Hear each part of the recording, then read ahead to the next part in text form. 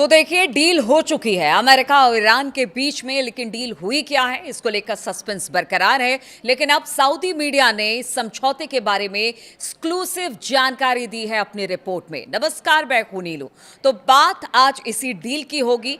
देखिए जो अमेरिका और ईरान के बीच शांति समझौता था, शुक्रवार को जिनेवा में इस पर हस्ताक्षर होगा और हर कोई जानना चाहता है कि इस डील में क्या क्या शामिल है। लेकिन अभी तक इसका ड्राफ्ट जो है वो सार्वजनिक नहीं हो पाया है और इस बीच सऊदी मीडिया ने इस समझौते के बारे में एक्सक्लूसिव जानकारी दी है। सऊदी मीडिया आउटलेट अल अरबिया ने दावा किया है कि उसे अमेरिका और ईरान के बीच हुए समझौते की कॉपी मिली है और इस दस्तावेज में युद्ध खत्म करने के लिए एक व्यापक रूपरेखा तैयार की गई है। और देखिए, जैसा मैं कह रही थी कि ईरान को एज है, जीता कौन हारा कौन, लेकिन आखिर अल्टीमेटली ईरान की ही जीत हुई है। और इस रूपरेखा जो 14 बिंदु पर बातचीत हुई है, सहमति बनी है, उसमें साफ तौर से यह दिखाई देगा।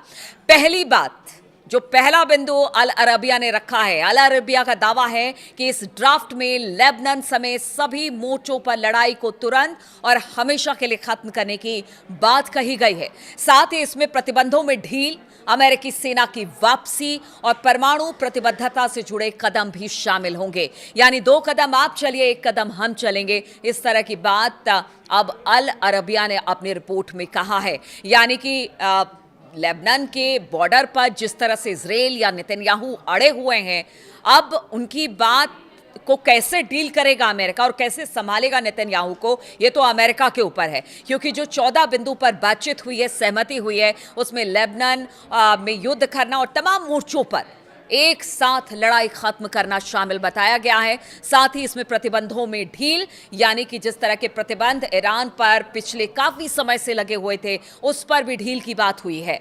तो इस तरह से ये पहला पॉइंट हो गया।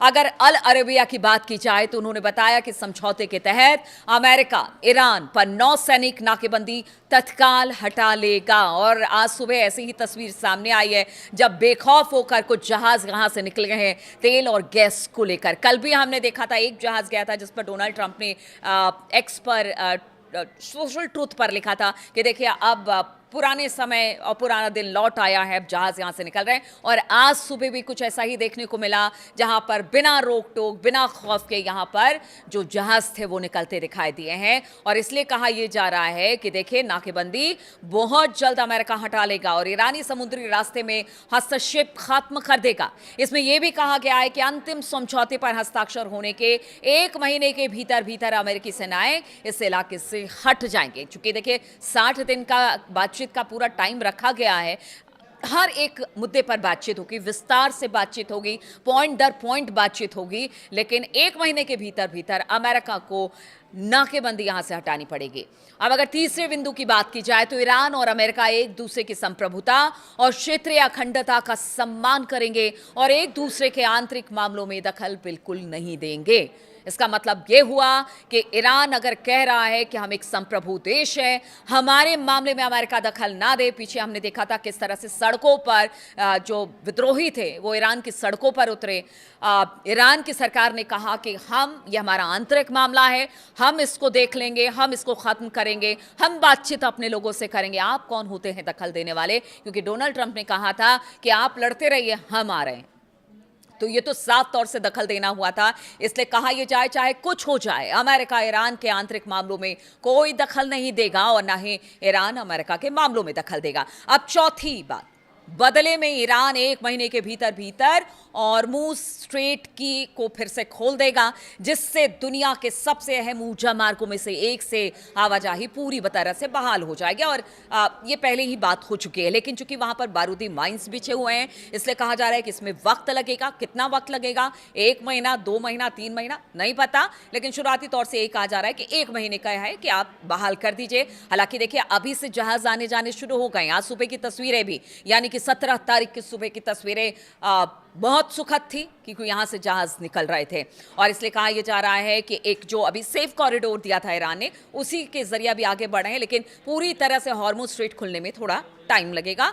और इस फ्रेमवर्क के अहम हिस्से में ईरान के पुनः निर्माण की योजना भी शामिल है। देखिए, यह भी एक बड़ी बात है, पुनः निर्माण की बात हो रही है। हालांकि इसको ही लेकर ये कहा गया कि ऐसा कुछ नहीं है और पैसे अमेरिका नहीं देगा, लेकिन रिकंस्ट्रक्शन की बात भी ईरान की हो रही है।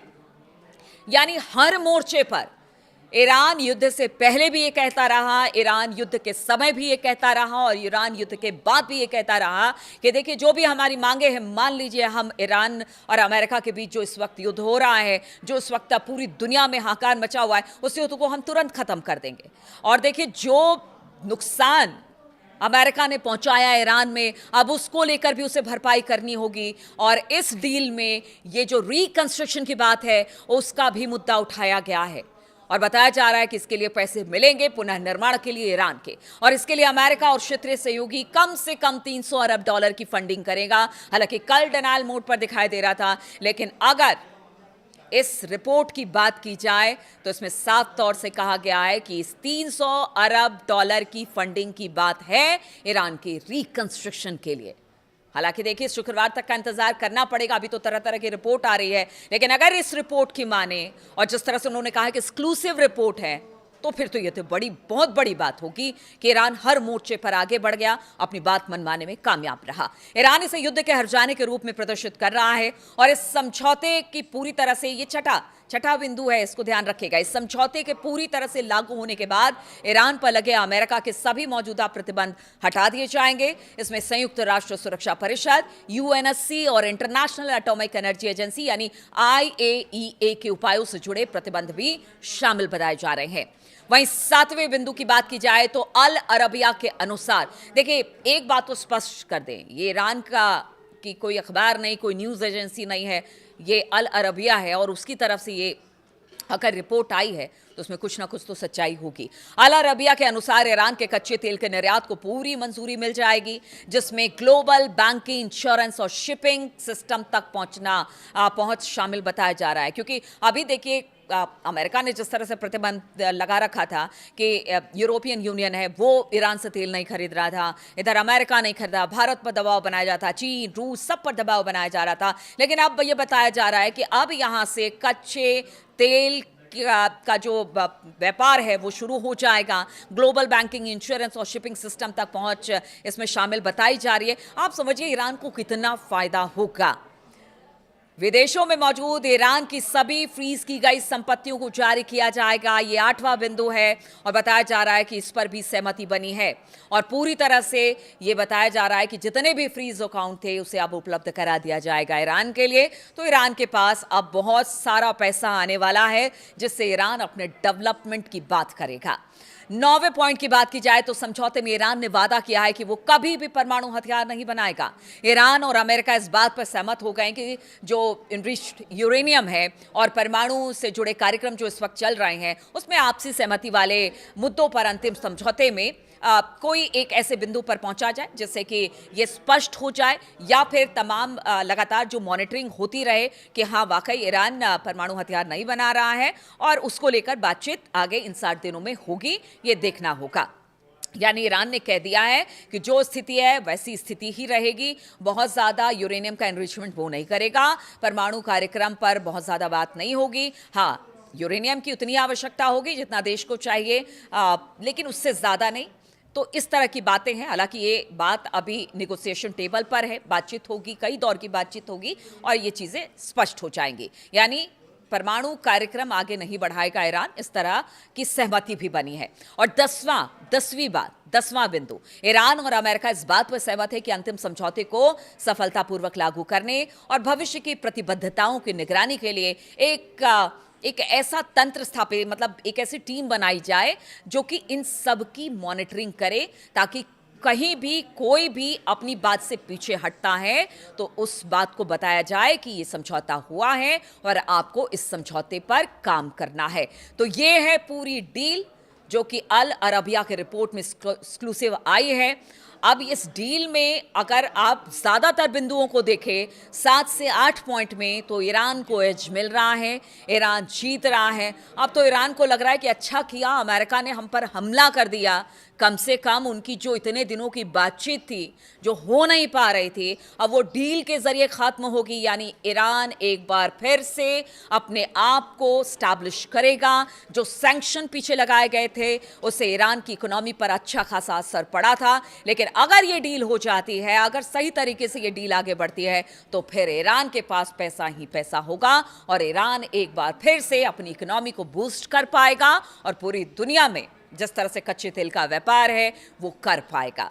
तो ईरान के लिए तो ये बहुत अच्छी खबर है। अब देखिए, शुक्रवार तक का इंतजार करना पड़ेगा जब डील पर हस्ताक्षर हो जाएंगे।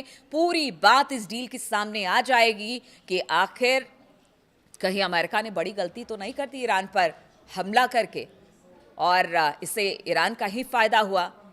अमेरिका का तो जो होगा सो होगा, उसके अपने देश के लोग ही अब उन पर सवाल खड़े कर रहे हैं और ये बहुत जल्दी मिड टर्म चुनाव में ट्रंप को भी पता लग जाएगा। बहुत बहुत शुक्रिया मेरे साथ इस वीडियो में शामिल होने के लिए, और आपके कमेंट का इंतजार रहता है। आप ज़रूर इस पर अपना कमेंट दीजिए, बताइए कि क्या वाकई आपको ऐसा लगता है कि ईरान की जीत हुई है, जो निगोसिएशन हुआ है वो ईरान की बेहतरी के लिए काफ़ी मुफीद है, फ़ायदेमंद है। तो आपके कमेंट्स का इंतज़ार रहेगा।